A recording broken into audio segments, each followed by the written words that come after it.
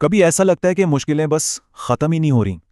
آج ہم Robert H شولر کی ایک بہت مشہور کتاب کے پیچھے چھپے ایک زبردست پیغام کو سمجھیں گے کہ مشکل وقت ہمیشہ نہیں رہتا، لیکن مضبوط لوگ رہتے ہیں۔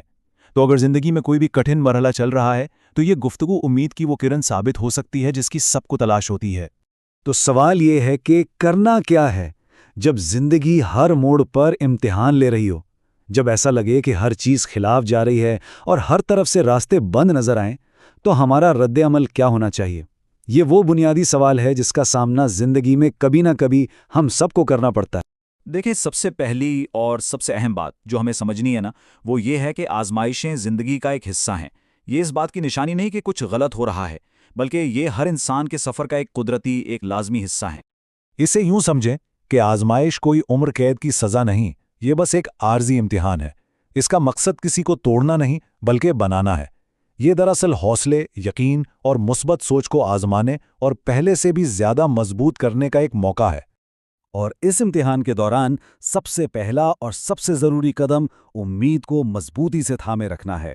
یہ ایک فیصلہ ہے، ایک ایسا فیصلہ جو ہر روز کرنا پڑتا ہے کہ حالات چاہے جتنے بھی خراب کیوں نہ ہو جائیں، ہمت نہیں ہارنی۔ اچھا، تو اب ذرا اپنا فوکس شفٹ کرتے ہیں، مسئلے سے ہٹا کر حل کی طرف، یعنی مشکل وقت پر نہیں بلکہ اپنے اندر کے اس مضبوط انسان پر۔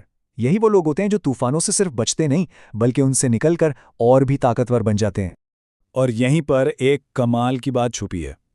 مشکل وقت آتے ہیں اور چلے جاتے ہیں، وہ عارضی ہیں، لیکن ان کا سامنا کر کے جو مضبوطی ہمارے کردار میں آتی ہے نا، وہ ہمیشہ ہمارے ساتھ رہتی ہے، وہ مستقل ہے۔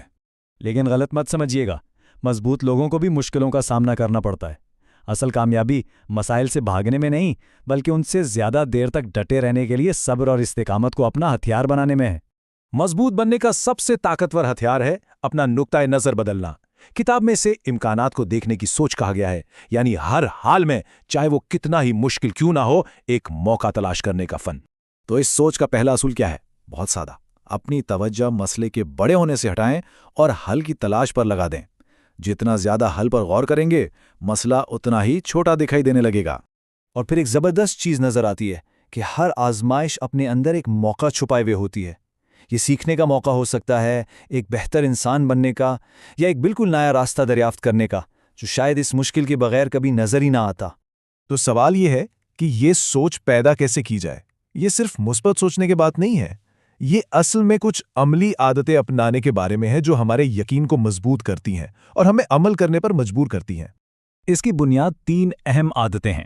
پہلی، ہمیشہ مسئلے کے بجائے حل پر توجہ مرکوز رکھیں۔ دوسری، اپنی صلاحیتوں پر غیر متزلزل یقین رکھیں۔ اور تیسری، ایسے لوگوں کے بیچ رہیں جو ہمت بڑھائیں، جو اوپر اٹھائیں، نیچے نہ گرائیں۔ آئیے اس نقطے پر ایک لمحے کے لیے رکتے ہیں۔ خود پر یقین ہی وہ بنیاد ہے جس پر کامیابی کی ہر عمارت کھڑی ہوتی ہے۔ ذرا سوچیں، اگر کوئی خود اپنی ذات پر یقین نہیں کرے گا تو کوئی اور کیسے کرے گا؟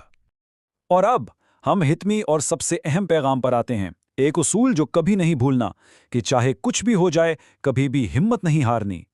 ہمیشہ یاد رکھیں، ناکامی منزل نہیں ہے، یہ کامیابی کے سفر کا صرف ایک سٹاپ ہے، ایک سبق ہے جو ہمیں سکھاتا ہے کہ اگلی بار کیا بہتر کرنا ہے۔ اور یہی اس پوری کتاب کا نچوڑ ہے۔